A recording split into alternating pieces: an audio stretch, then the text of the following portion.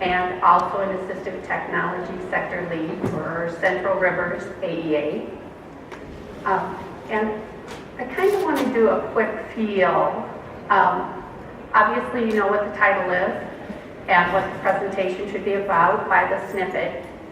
But because you had your choice of 20 sessions during this hour, 20 plus or close to 20, I want to make sure that I'm meeting your needs as to why you chose this session.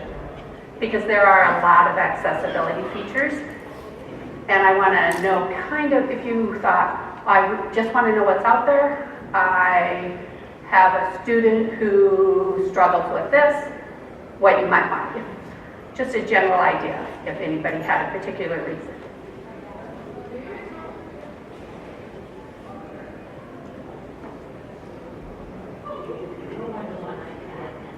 Okay. And I'm a specialized teacher, so I just want to do accessibility features that we need. Okay. One-to-one iPad. I'm wondering if there are new accessibility features. I teach primary grades. Okay. And for average passing right now in first grade, but I'm typically do K1-2. And when we use our iPads, I want to make sure that I know the extra things. So like on my Chromebooks, we have extensions that will read to them, and so things like that. Okay. We should get that. We should get both of those.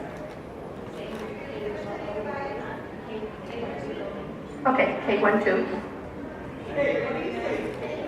Okay, and obviously the accessibility features should get more than the lower grades, but I was kind of thinking a lot of times we see the iPads in the lower grades, and then not always, but often people switch to Chrome, although some school districts have iPads throughout. Okay, so we'll just go on that, and here goes. That is what I wanted to know. I'm going to kind of be up and down when I do this.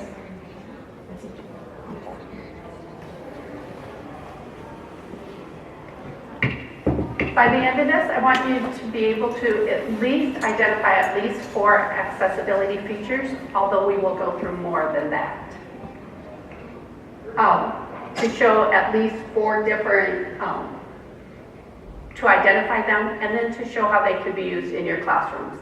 As you said, where you're at, what grade you're at, and then to be able to turn on the accessibility feature that you came and you went, oh, sweet, that's the one I was looking for, or, oh, I had that one on, I wish it wasn't on, I'm going to turn it off. I tried right now to shut off all my accessibility features so that when we go through this, I will turn them on with you, or we're going to have time to explore. So if you have, how many people have an iPad or an iPhone? Does everybody have one with them? No, not everyone. Okay. If you do, feel free to get on, go through it, and if you don't, I'll still try to mirror it and have it up here, and you'll have the resource when you leave that hopefully you'll go, okay, good. This resource gives me at least some of what I need. The latest is 12.0.1, and I love it when you're planning for a presentation and you have it and then they do an update and you're like, oh, good. I mean, it is good that they update, but it's like, okay, what am I missing? What do I have to? That's the latest as of last week. Many of the features that I'm going to show are available on previous iOS versions. If you're not sure how to find out what version of iOS you are running, you can go to Settings, General, About, and then the version. Some older iPads will not upgrade to the latest iOS version. Doesn't mean the accessibility features, some of these features have been available since 6, some since 11, the newer ones, and a few in 12. Here's what. The iPad runs on a capacitive screen, which is different actually than a touch screen. Previous screens were touch screens, which, is this too loud?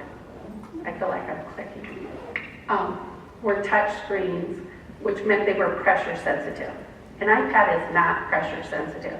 An iPad relies on electrical, I don't know exactly, but the flow of electricity to go through somehow, including through your skin. It'll do it through your skin. That means if you have, as you know, if you have gloves on, unless they're a glove that is designed with the unit in it, it won't work, good and bad. A stylus, and then for the new iPads, the Apple Pencil will work. I have not used the Apple Pencil. I don't have the latest iPad. But, so that's there.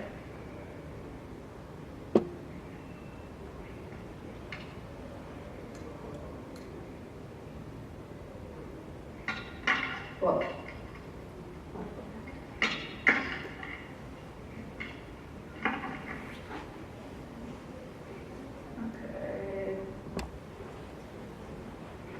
I have to wait for it. I hit it twice because what was showing up here was not there, so there must be a lag.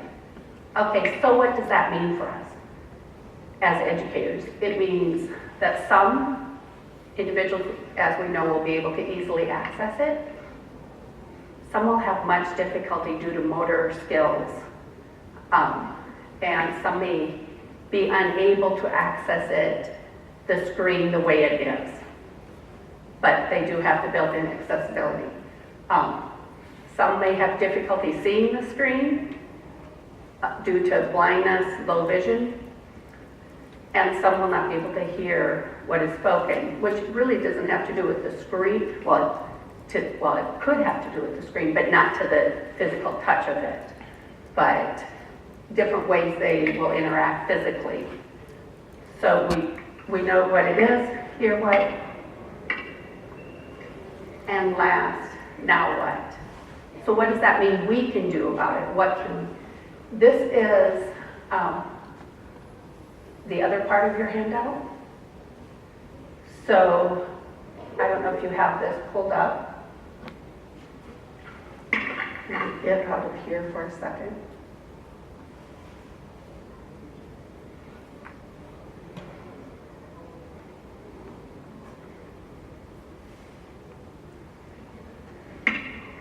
This part lists the different features and accessibility features of the latest. Okay, that's what's happening. I'm like, what is the clicking? I thought it was the mic. It was the necklace against the mic. Okay, so as you go through, you will see, and it'll tell you also how to get back to it. I have a spot on here for notes. You will have to make a copy of the document in order, it's a Google Doc, and you'll have to make a copy in order if you want to take notes on your own. So as we go through these, we'll look at what accessibility features, for example, for vision, but they may also work for our students. I turn on quite a few that were designed for vision, are the ones I use most for my students, also who have learning needs. The URL for this, in case you cannot see it, can everybody, https://tinyurl.com/y8, the number, 0G as in girl, N as in Nancy, 587. It is also linked to your first one, so if you have that open, you can get to here. So this is what we're going to look at as we go through and get a little further into it, and we'll get into the actual features of it.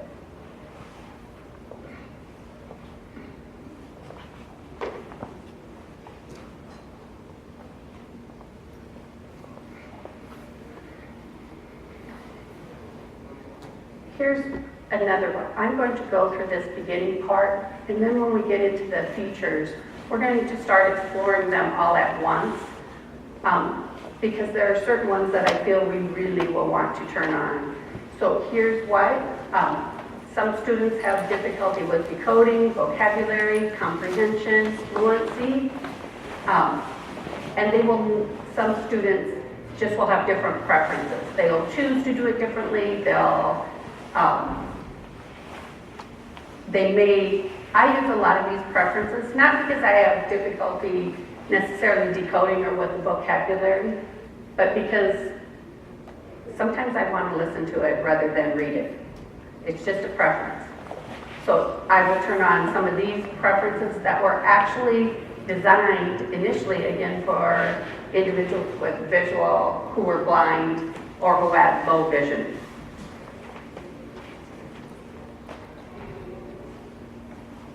Some students have difficulty with spelling, vocabulary and grammar, comprehension, fluency, and punctuation. Again, some students will just prefer to have these turned on. And these are features, when you said what people said in elementary, some of the things they help with, these are features that when we turn on some of these, they will speak the words to us, they'll speak the letters as we're typing, and we can go through it that way.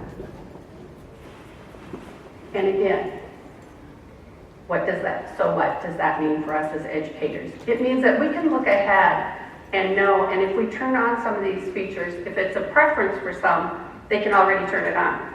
We can have it on for them, or we can also show this to students, so if it bothers them, they can turn it off also. Now I'm going to go back to our handout, and we're going to get into some of those preferences.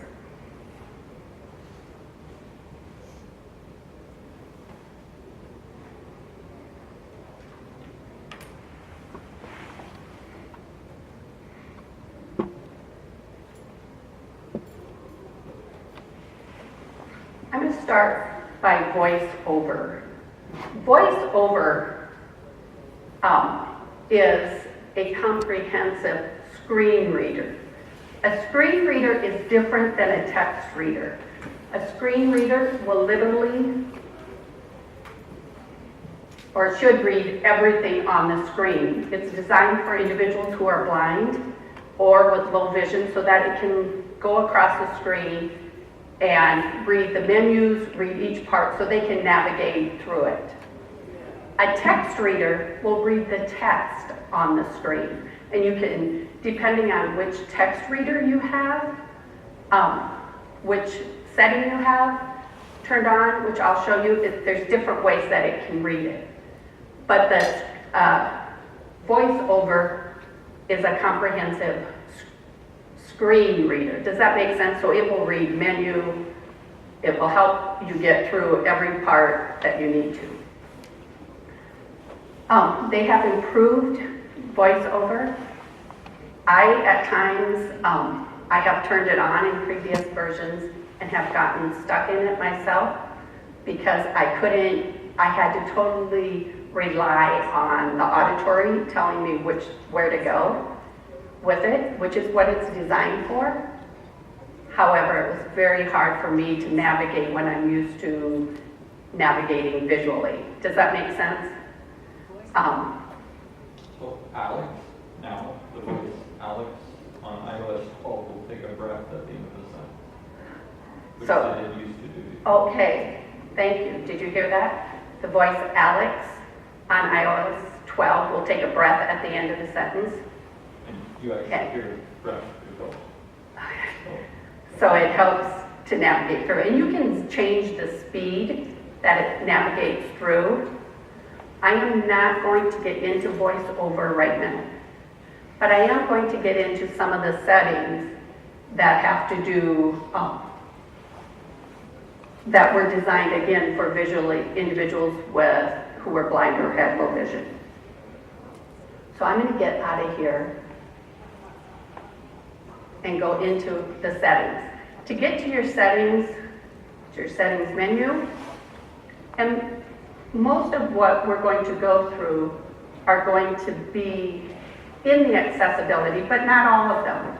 Some of the features on the list really are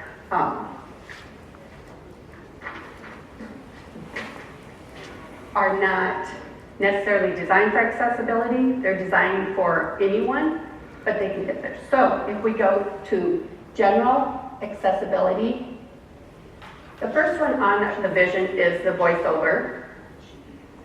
Zoom is the next one, and Zoom will enlarge everything on the page for someone who's low vision, which again, because it enlarges everything, you have to then pan your page and would have to move the page. The next one is the magnifier. My magnifier is on, and I like my magnifier on because it lets you use the camera to literally magnify things when enabled. So I have to triple click my home button is what it tells me right up there. Most of the accessibility features will do exactly this. It will give you what it's going to do right underneath it. So it gives you the screenshot of what it's going to. Has anybody not gotten into any of the accessibility features? Okay, so most people have gotten into some. So I'm going to come back here and I'll triple click my home button and I'm selecting my magnifier.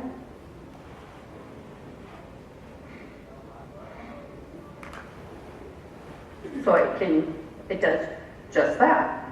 It will.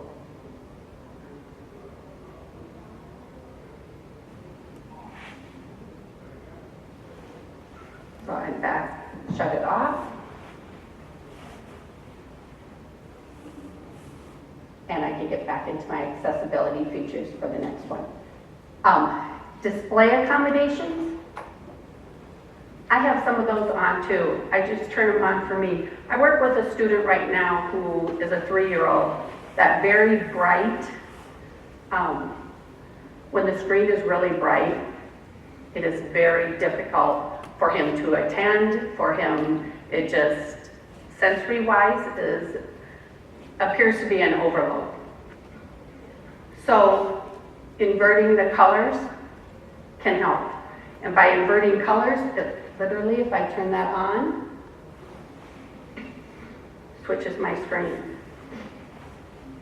And then I can choose different colors to invert. Color filters. Again, depending on students, this may make a difference for them, and if I choose certain colors to overlay over the entire screen, it can help support certain students or take away. It just can be used as a preference. And then auto brightness and reduce white. If I have this on, so I can turn it down. So this is where I usually, it also saves on your screen. My favorite one, accessibility feature, well, one of my favorites, is just the speech. I thought, and right now I have speak selection turned on, and I turned it on to check. Speak selection turns any place that has text on your iOS device, it will then speak it if you select it. Did everybody know the iPad, iPhone would do that? So okay, I'll continue because there's some that aren't sure. Didn't know that. This is a huge feature. I use this personally myself when I take my glasses off at night. I get a text message, I'll click it and select speak it to me. First few times I did that, my husband was like, what are you doing? And I'm like, I just got a text message. I'm reading my text message, having it read. Again, at that time it is a need for me when I don't have my glasses on. But what it does,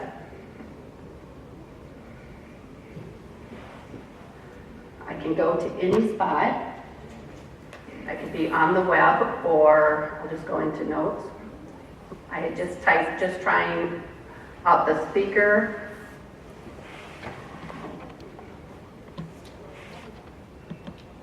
So Once I held my finger on the button like you would, or on a word, I should say. I can either select just that word or select all. But notice when it's on, it adds a speak to this bar. Otherwise, just the dictionary will come up, so I'm going to select all, and then I can speak. Just trying out the speaker right now. This also works if I'm on the web. So if I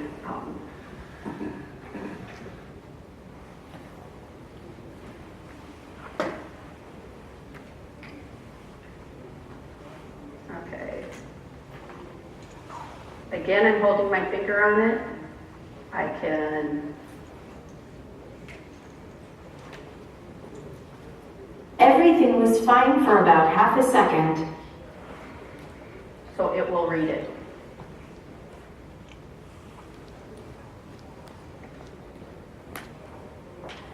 The speak screen one right below it, that does the same, only you swipe down from the top and then it just starts reading. So you don't have to highlight, get the extra. So for some, this is easier. So if I'm on that same page,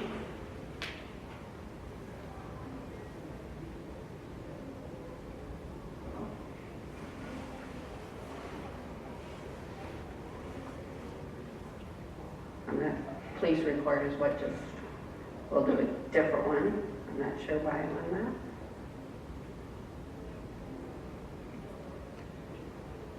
that. Does that work with, like Google Docs, or does it? Yes. So it works with anything? Any text. So anything like even in Bookshare or anything like that? Yes. Yes, it will read it. It works with any text that will be there. It's a feature, I should say I do always have it on my iPads for my students. Because you can ignore it, you know, it doesn't have to read it, and yet it's available, and so it can read any of it.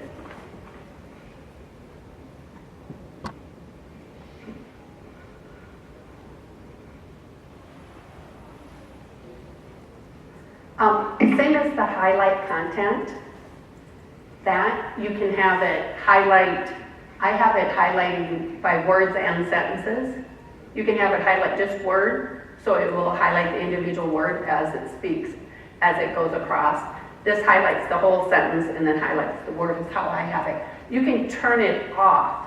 Sometimes highlighting, we think always helps students. Sometimes it's actually distracting for some.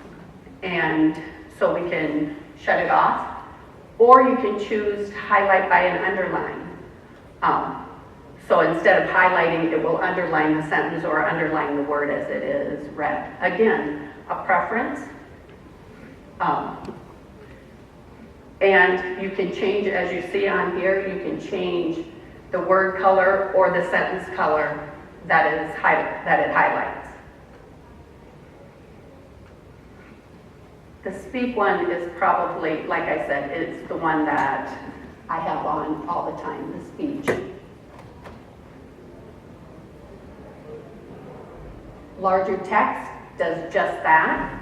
It makes it so that your text is larger, and again, I turn that on all the time because for me, it works better with my eyesight to have it on, so I just have it on, and it has to have something that supports it in it, but it just makes the test. So again, for younger students, it might be valuable for those students too. I'm actually going to take it back down just for this.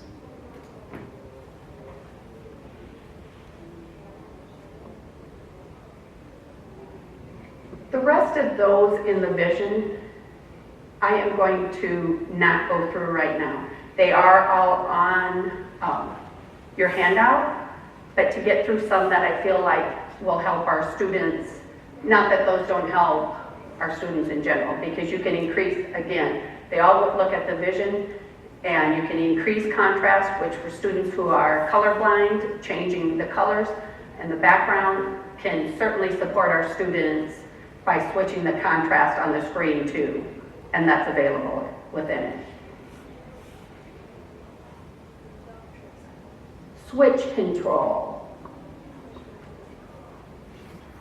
How many of you work with students right now who may need switch access?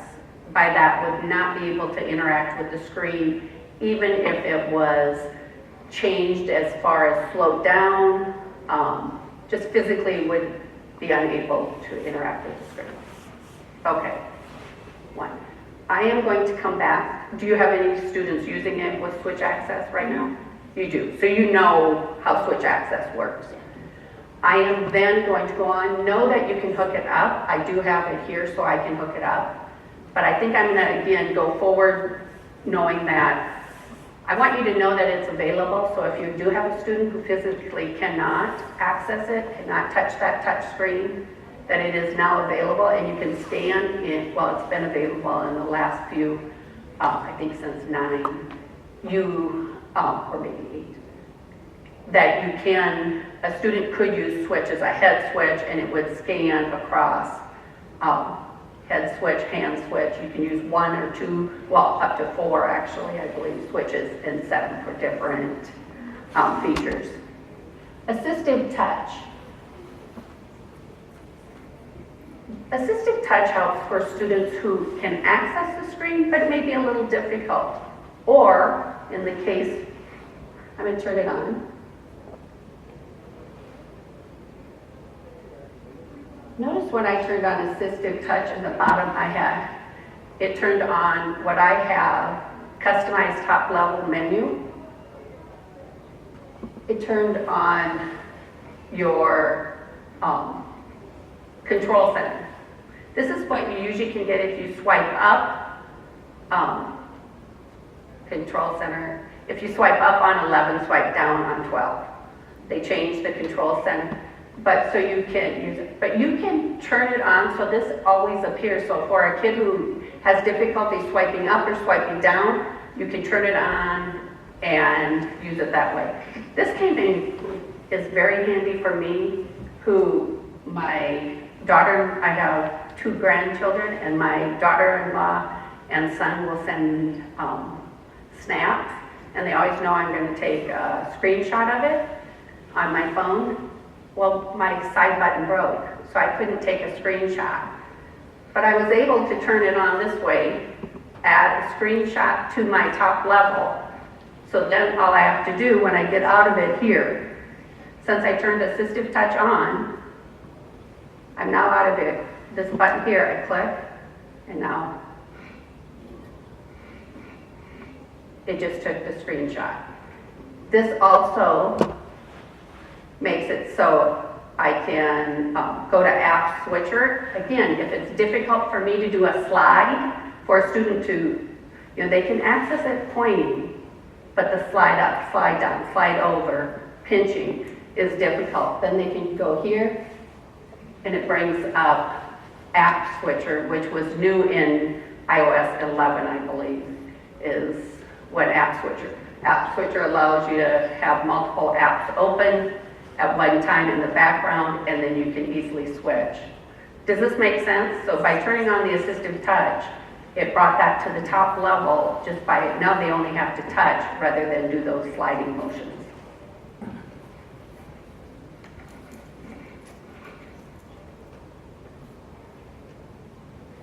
You can add different features to this like I did. The screenshot is not typically on there, but when you go into settings,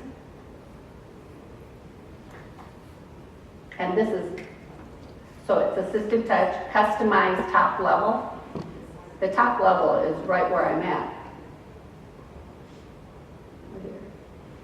When I reset, that's what it looks like. My screenshot is gone, but now I can come here and go, okay, what do I want to add? I should be able to see my icons. Here they are. So I can add that, put it where I want. I can move them around. on here so that I can adjust and put them in the order that makes most sense to me. So if it's easier for me to access the screen on one side or the other, I'm able to do that. It also, custom actions below tells me what a single tap is going to do. And right now, a single tap will open a menu. You know how we do it? If the icon's there, we click it one time, it opens it up. But maybe if I'm a person who has tremors and I almost always do a double tap, maybe I want to make my open up into a double tap. So those are things you can customize, or a long press. If it's hard for me to come off it, so that when I access it and I try to release, it's difficult, I can turn it into wait for a long press to do it.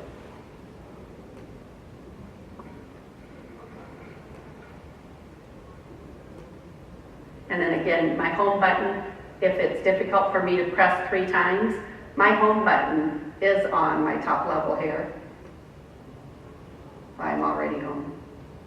But if I was on a different screen, again, if that swiping is difficult, I can do it, hit my home button, and it takes me home with 1 click. Does that make sense? Questions?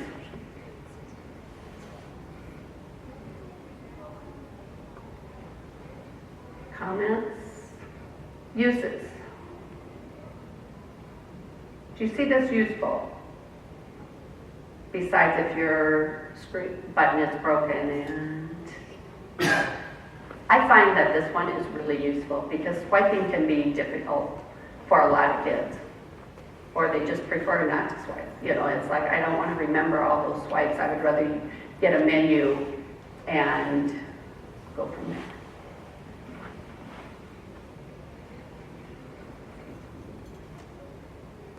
Okay, I'm back. I'm going to go back into general accessibility again. We have been, so we were at Assistive Touch, Touch Accommodations. Touch Accommodations are different than Assistive Touch. Touch Accommodations deals with how long I may hold on to something or before it accesses it. Sometimes, I worked with a student who had cerebral palsy. Was difficult for her to do a single. So again, we changed so she could drag her fingers across the screen, wait till she could lift up, you know, or lift up her other fingers. We had tried a glove with only the one finger to be interactive because again, the other ones wouldn't work. Didn't work for her, but setting a time delay on it allowed her to do. So if we set it for 0.3 seconds here, it takes longer for me to interact with the screen. Again, it's not a pressure sensitive. She didn't have to press any harder, but it was the amount of time. I'll tell you, if you ever turn this on though, you want to remember you have it on because you'll wonder why it's not interacting. I had turned it on once and I'm like, oh my goodness. I had forgotten. I had gone out, worked with students about a few days later, and I was going, something is not right. I cannot type on this because if it's 0.3 seconds on the keyboard and everything will be that long.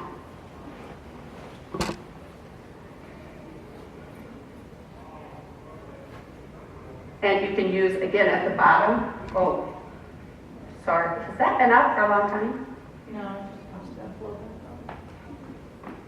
Okay. Use the initial touch location. So wherever I first touch is what they're going to recognize. Or I can have, again, if I'm a kid who needs to stabilize, don't recognize those first touches. Use my last touch. So I can, again, drag when I get to where I'm going. I can, where I know I want to be, I can do it as a last touch, so it's a release.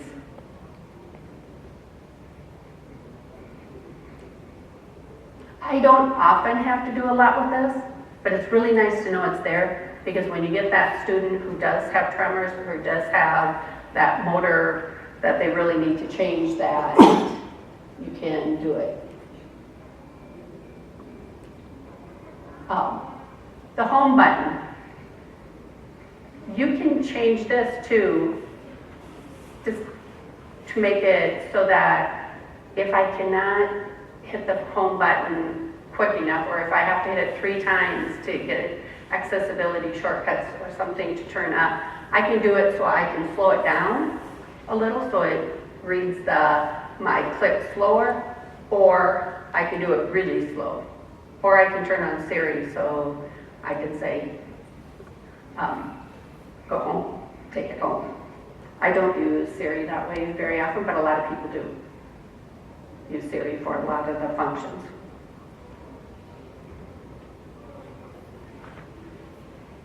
Keyboard. I'm going to go through keyboard 2 different ways. Right now, I am still in general accessibility, and then the keyboard within the accessibility, because keyboard, there's 2 different ways keyboard is listed on the iPad under functions. So this one here is, you can show lowercase. I think showing lowercase is great for a lot of our students. We have K through 3 teachers here who are saying, right now, I don't have it on. So if I go to type, I'm going to go back to my notes. Oh, sorry, just a second here. I have to shut off my Bluetooth keyboard.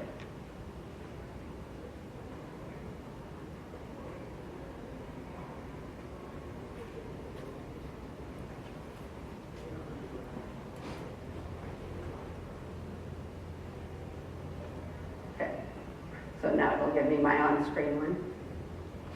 Okay, notice when I'm typing here in my on-screen keyboard, I do not have it on. I'm going to hit return, and I'm going to do today.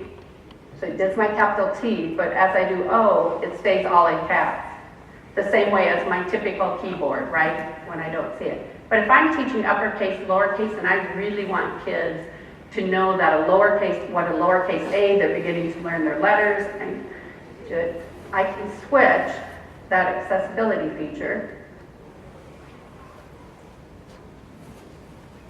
General, accessibility, and keyboard here. And I can turn that on. Now when I go back to my typing, notice it made when I go to lowercase, the keys that appear on the screen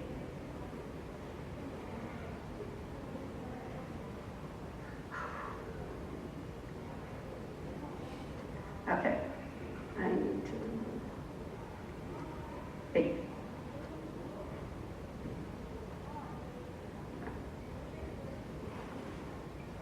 I'm going to see if I can permanently disconnect it.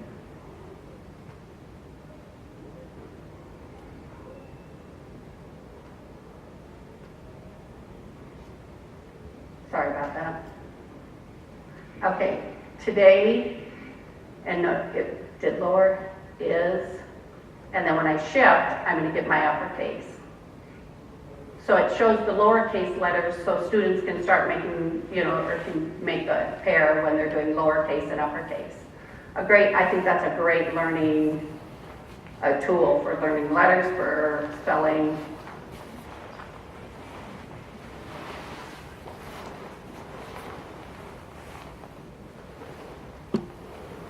The other features in keyboard here have to do with the key repeat. Again, if I have somebody who accidentally hits keys multiple times, I can turn it so that wait this long for it to repeat. Sticky keys has been around forever on a Macintosh. Literally, I think in the very first Macintosh, that was the accessibility feature that they said. What sticky keys does, if you have somebody who, like the shift key, how you have to hold down, well, you can hit the caps lock, but without doing that, where you hold your shift and then hit L, or sticky keys sticks those keys together. So if you have someone who can only use one hand, when I turn it on, I just hit shift, L, and then it goes back to lowercase. So the advantage of that is, if I hit my caps lock, I have to hit caps lock, L, caps lock to make it go back to lowercase, correct? I have to, with sticky keys, it sticks those two keys together, so then I hit shift and it automatically knows, okay, her next letter is going to be a capital. Or if you need to do a control print, a control of something, when I hit that modifier key along with sticky keys, it sticks them together. So for individuals who, again, fine motor-wise, find it difficult to hit two keys to hold two things down and go, it'll stick them together. And slow keys is just that. Again, it'll slow it down for you. I'm going to skip those. The hearing, you can hook specific hearing aids, can run through the Wi-Fi on it. Also the hearing, you can turn on subtitles and captioning so that they will be available. Audio descriptions is different than subtitles. Audio descriptions will give you an actual description of what's happening in it. I'm not sure, oh, that's in media. I was going to say, I'm not sure why that's listed under hearing, and it isn't. It's listed under media. All of a sudden, I'm like, wait a second, that didn't make sense. Why? While I start talking, audio descriptions will tell you, instead of what they're saying, it'll tell you what's happening. There's people in the park that are playing soccer, and then the subtitles will give you subtitles. In hearing, they can give you flashes, it can give you a vibration for specific people when they're calling for different alerts that you may want. Guided access. Anybody not use guided access? Do you know what? Does everybody know what guided access will do? Okay, not everyone. Okay, what guided access will do, guided access is I think a great feature.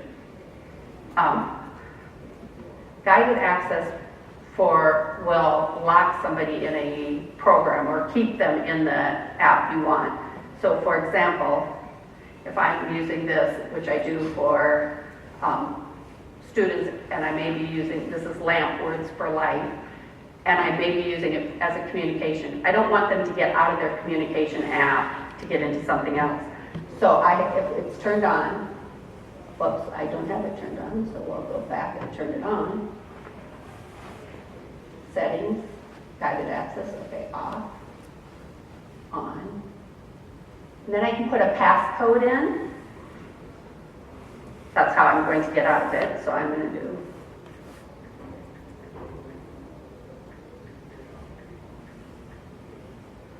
Okay. I can also get out of it through Touch ID. So if you have your Touch ID, your thumb, or whatever. And I can also set a time limit. So instead of setting it forever, I can do it, you're going to spend 10 minutes in this app. If I'm working with a student who we want to increase their time on task, we might say, okay, 5 minutes in this app before you're going to spend, before you can get out of it. So now I'm going to go back to where I was.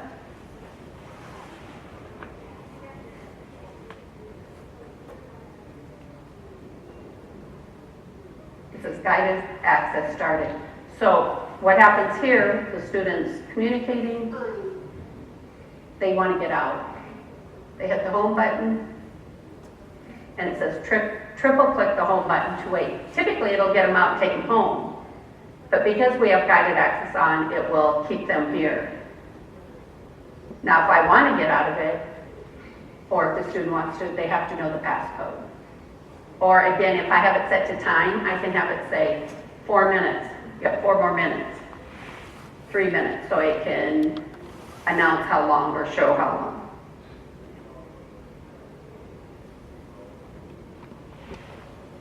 Oh, I have to wait 7 seconds because I've done it too many times without putting in the passcode, so it's saying now it won't even let me. This is a great time for questions, comments, how people use this. Does that work in Safari? I mean, not allow them to browse other sites? I don't know, we could try it. I don't know.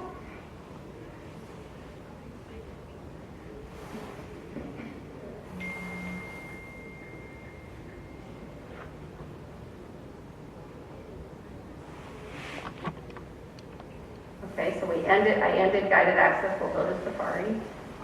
Is there a site you want me to get into?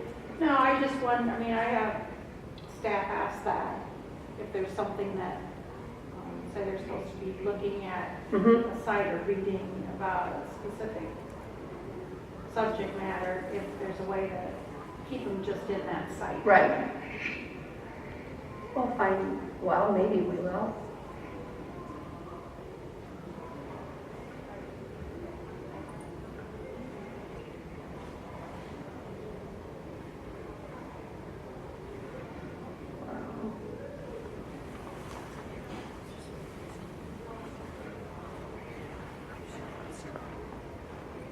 I'm in Edutopia, is that okay? Do you want me to go No, that's specifically fine. to, Yeah, I guess, that's Safari?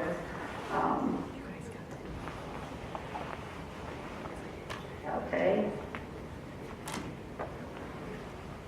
I hit my home button 3 times to turn it on. And I can hit start.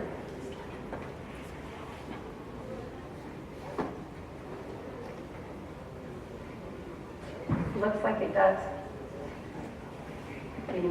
Where I'm at, because it's not, Yeah. when I do home, it's not letting me switch out. Okay.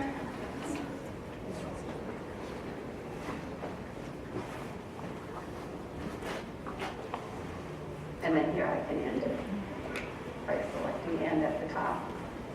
You can also, in guided access, if there's certain parts of the screen that you want them, you can set it so that certain parts of the screen they can access or cannot. So if you don't want them to do a print or I don't know, a print probably wouldn't be a good example, but if there's a part of the screen that you don't want them to access, you can turn that on.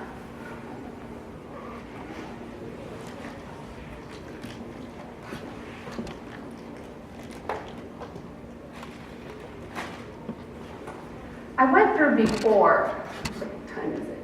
12:02, okay, 3 minutes. I went through before the keyboard feature that I said was in the accessibility. Another feature though that isn't part of accessibility, 2 features that I want to show you quickly that are on that list. Under general and then typical keyboard, you can add external keyboards, but you can also turn on and off these features for auto capitalization, smart punctuation, check spelling. Along with this, and you can do word prediction that I have on here, so that when the screen comes up, it will predict when your keyboard comes up on screen, it will predict the words as they're typing. And students can select those and it will read it aloud to them. If you have your speech on and your keyboard, this is not an accessibility feature, but obviously works as an accessibility feature for many of our students because you can turn these on or off. If you don't want it to do smart punctuation, you can turn it off. But for many, and by that it'll, if I pause so long on the end, it will add it. A new feature in 11, I think, is when dictation is enable dictation. I loved it. I was really excited when they put this on because enable dictation gives you that microphone on every keyboard. So it allows students to type by voice. What I really liked is, again, this isn't considered an accessibility, it's considered universal. Not that that matters one way or the other, but I like it when we're starting to think universally on tools that truly we know will help. How many of you ever talk in a text, do speech, instead of typing? Only a couple. I do that sometimes. It's like, okay, you have to check it, right? Which is nice because if I have a student who struggles reading, writing, I can do enable dictation, have them dictate, and then I can select it. And because my speech is on, they can check to see whether or not what they've written is what they want to say. I think that's huge because it keeps our kids who struggle reading, who struggle writing, participating in the classroom with everyone else. And I often think of this, when we want students to collaborate with other students, it's not that much fun if I can't read and I can't write what or I feel that I cannot read and write. And it's what the keynote talked about this morning about accessibility and making students that if everybody has the right tools, they can all be learners with it. Trying to think of, the new features for 12 real quickly. I think most of them you can, it was in 11. Extensity allows you to do this, but it also allows me, I can open this one and then pull up, and I can open a second document. Whoops, I had to slide it over. So I have one, and now I can, so if I wanted to, I can take notes off my one document straight onto the other document. Again, a great tool for learning for students. Questions? I hope it was helpful that you found out it can do something that you maybe didn't know it could do before. A tool that you might use right away, any tool that you might turn on that you didn't have on.